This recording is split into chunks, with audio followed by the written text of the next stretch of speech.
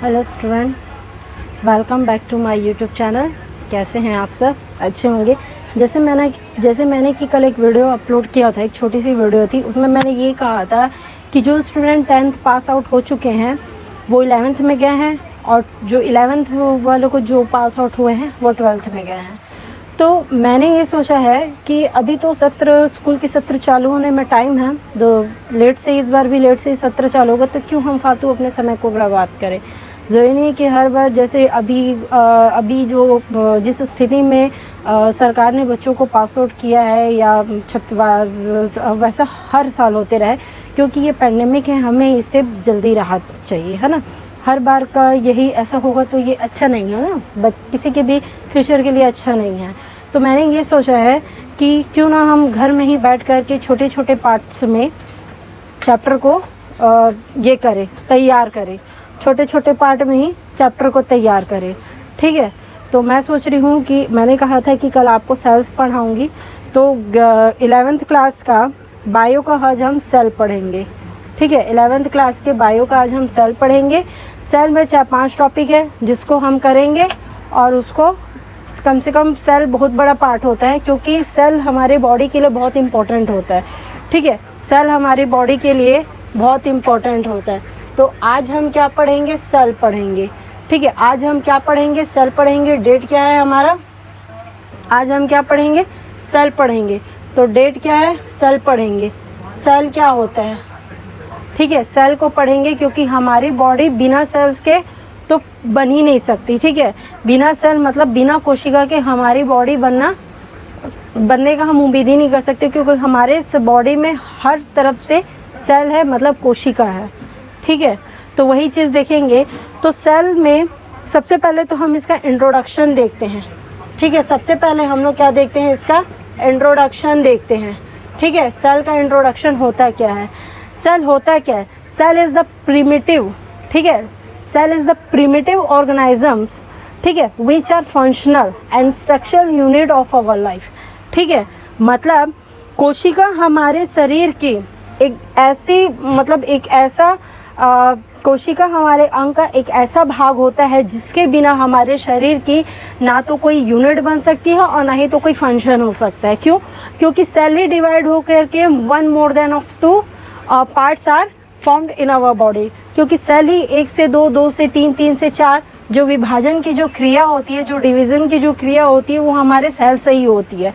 ठीक है, तो इसीलिए सेल के बिना तो हम अपने लाइफ को एज्यूम भी नहीं कर सकते। ठीक है, वही चीज़ है। तो सेल को किसने डिस्कवर्ड किया था? किसने किया था? सेल के बारे में किसने बताया था? सेल की हिस्ट्री किसने दी थी? हिस्ट्री किसने दी थी? रॉबर्ट ब्राउन ने दी थी। ठीक है, रॉबर्ट ब्राउन ने दी थी। सेल के बारे में किसने बताया था? रॉबर्ट हुक ने बताया था। सॉरी, ब्राउन ने तो न्यूक्लियस के बारे में बताया था। ठीक है, सेल को रॉबर्ट हुक ने बताया था। ठीक है, सेल को रॉबर्ट हुक ने बताया था। कौन से सन में बताया था? 1665 में बताया था।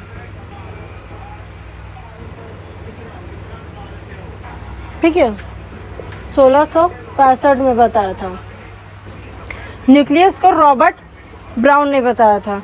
तो सेल की हिस्ट्री किसने बताई थी? रॉबर्ट हुक ने बताई थी 1665 में।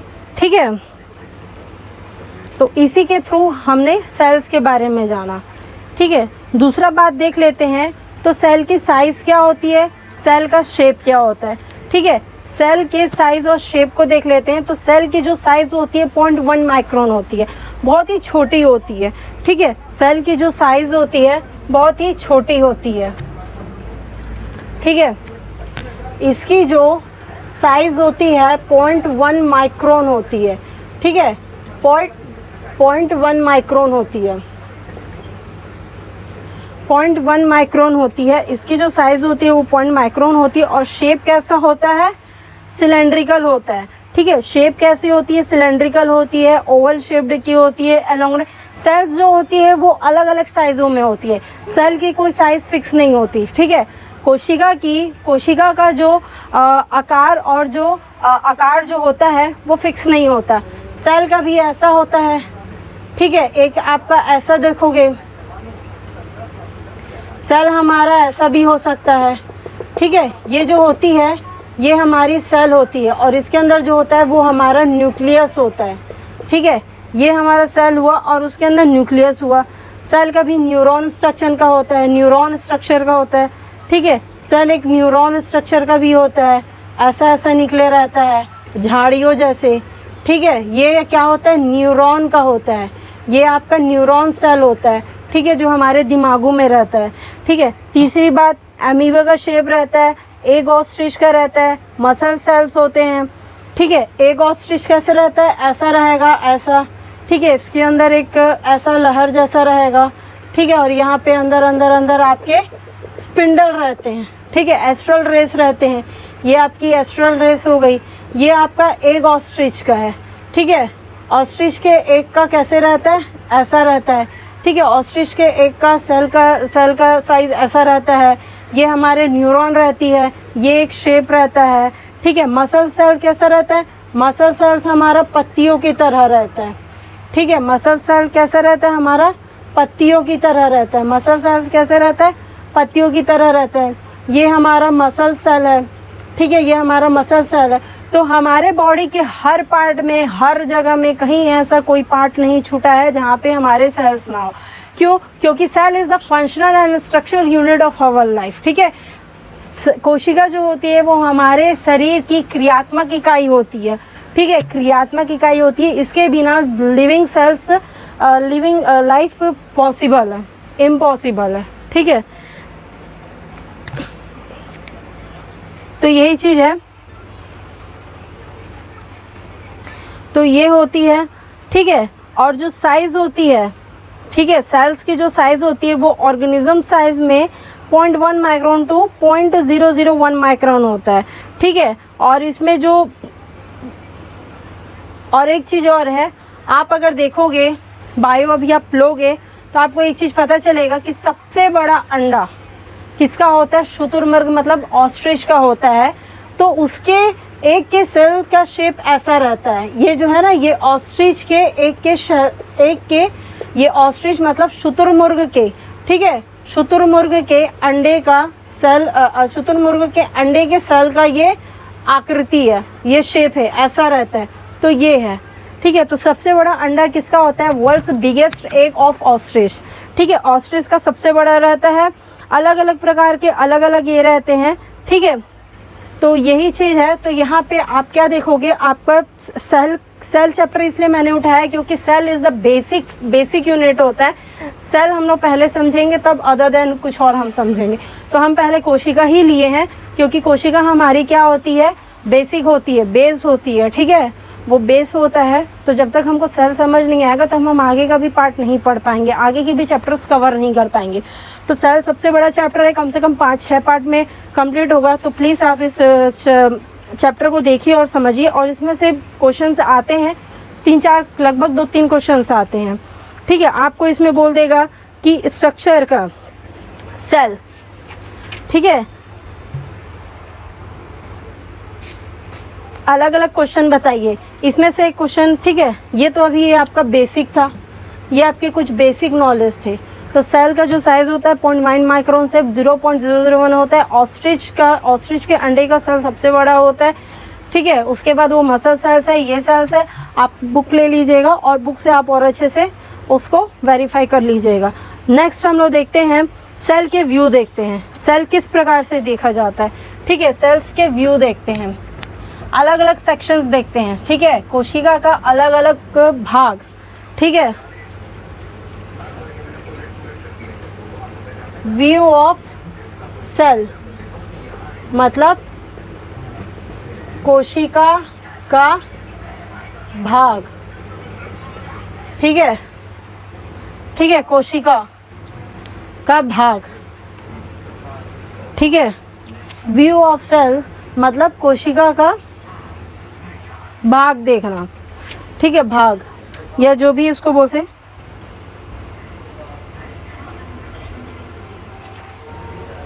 तो सबसे पहले तो सेल जो होता है, सेल को किससे देखा जाता है, ठीक है, किसके द्वारा देखा जाता है, ठीक है, माइक्रोस्कोप के थ्रू सेल को देखा जाता है।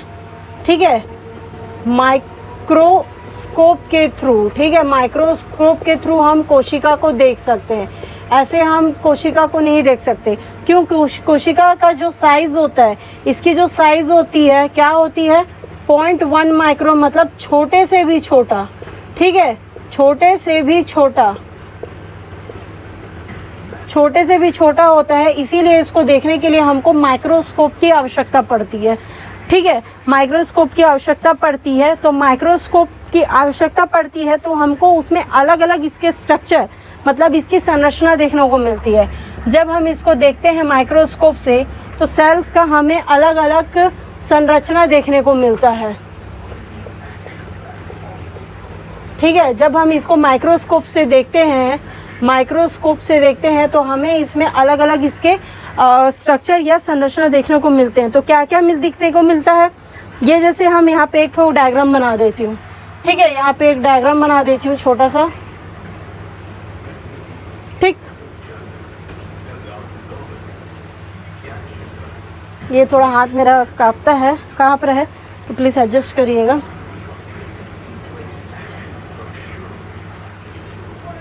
ये यहाँ पे आपका सेल होता है। ठीक है, ये न्यूक्लियस होता है, इसके अंदर आपका काला काला सेल होता है और ये ऐसे छोटे छोटे स्पिंडल्स रहते हैं। ठीक है, क्या रहते हैं? ये रहते हैं। और ये आपका ऐसा जो गया, ये ऐसा गया, ऐसा हुआ। ठीक है, आप जब बुक परचेज करेंगे तो आपको देखने को मिलेगा। खैर, इसके जो डायग्राम है इसको मैं इसमें डाल दूंगी। इसमें जो डायग्राम है इसको मैं डाल दूंगी। फिलहाल तुम समझने के लिए ऐसा बना रही हूँ। ये ऐसे रहते हैं। तो ये जो आपका जो भाग रहता है, ठीक है, ये जो रहता है ये मेरा क्रोमैटिन नेटवर्क रहता है। ये क्या रहता है? मेरा क्रोमैटिन नेटवर्क रहता है। क्रोमैटिन नेटवर्क क्या रहती है? क्रोमैटिक नेटवर्क क्या होता है? ठीक है, ये मेरा हुआ क्रोमैटिन नेटवर्क। ये जो होती है मेरी सबसे ऊपर वाली, अब सबसे अपर जो पार्ट रहती है ये मेरी सेल वॉल रहती है। ठीक है, ये सेल वॉल रहता है। एक मिनट इंक डाल लूँ। जो ऊपर वाला पार्ट रहता है वो सेल वॉल रहता है। ठीक है, फिर उसके बाद आपका जो रहता है, जब हम इस माइक्रोस्कोप्स के थ्रू जब हम सेल्स को देखेंगे तो हमें बहुत चीज़ें देखने को मिलेगी, बहुत चीज़ें दिखेंगी। तो वही सब चीज़ें को देखने को मिलता है।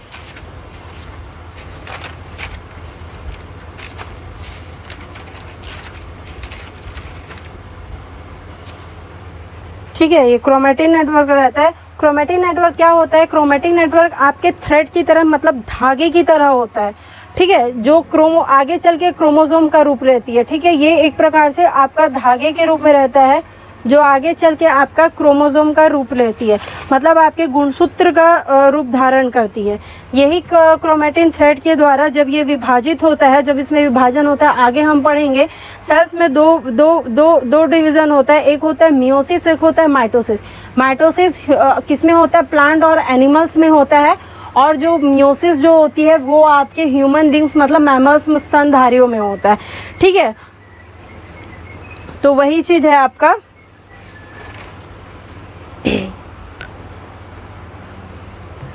ठीक, तो वही चीज होता है आपका। दरकाय बोलते हैं शायद, क्रोमैटिन नेटवर्क को दरकाय बोलते हैं। अब इसके बाद आपका आता है ये जो होता है, यहाँ पे जो ऐसे छोटे छोटे जो रहते हैं ये क्लोरोप्लास्ट होती है। ठीक है, ये जो यहाँ पे छोटे छोटे रहते हैं क्लोरोप्लास्ट होती है। इसी में साइटोप्लाज्म होता है, न्यूक्लियस होता है। खैर, मेन चीज़ बता देती हूँ, ये आपका न्यूक्लियस होता है। ठीक है, ये जो होता है, चल नहीं रहा अभी 2 मिनट। ठीक है, तो इसमें क्या होता है, इसमें हमको क्या क्या देखने को मिलते हैं? सबसे पहले तो हम लोग इसमें ये देखते हैं कि इसमें एक न्यूक्लियस होता है। ठीक है, सेल के सेंटर में ये जो है, ये जो आपका भाग है, ये आपका न्यूक्लियस होता है। न्यूक्लियस मतलब केंद्रक होता है।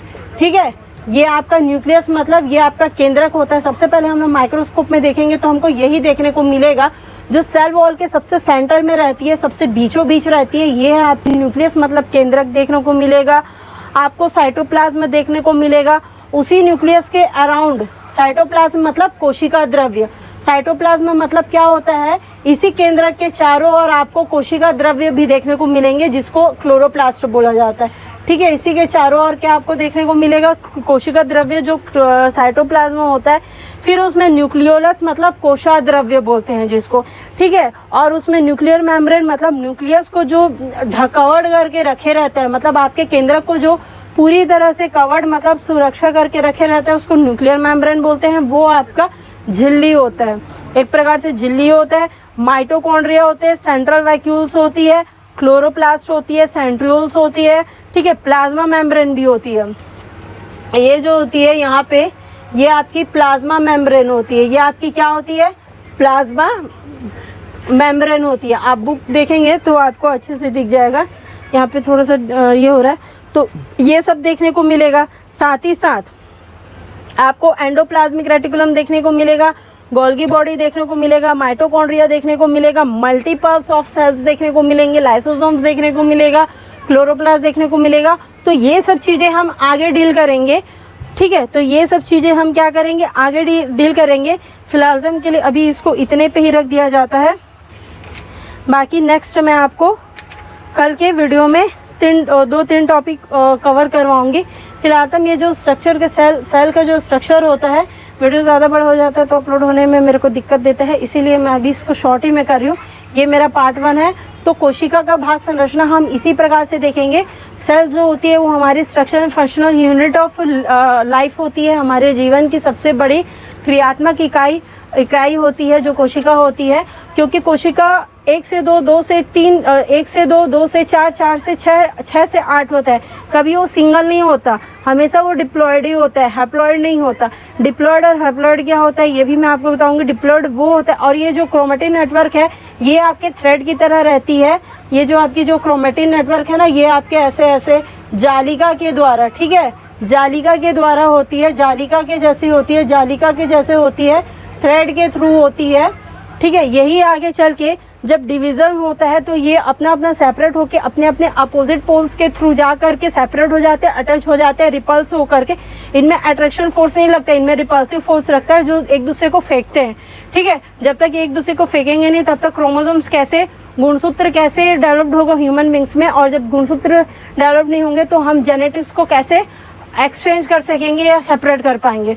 तो ये सब चीज़ें इसी के थ्रू हम पढ़ पाते हैं, इसी के थ्रू कर पाते हैं, क्योंकि cells is the biggest part of our life. और ऑस्ट्रिच के अंडे की न्यूक्लियस की सेल सबसे बड़ी होती है। फिलहाल के लिए पार्ट 1 हम यहीं तक रखते हैं। आगे हम कल 2 टॉपिक कवर करेंगे। तो प्लीज़ प्लीज़ प्लीज़ इस चैनल को सब्सक्राइब करें और ज़्यादा से ज़्यादा सपोर्ट कर सके। और हाँ, जितने बच्चे बाय वाले हैं सीजी बोर्ड, जितने बच्चे बाय वाले CG board Hindi medium English medium, please नीचे कमेंट बॉक्स में आप कमेंट करिए, आपको प्रोवाइड करवाई जाएगी।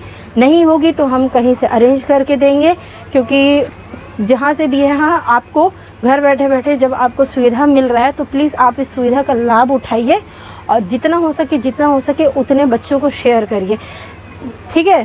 So please, thank you.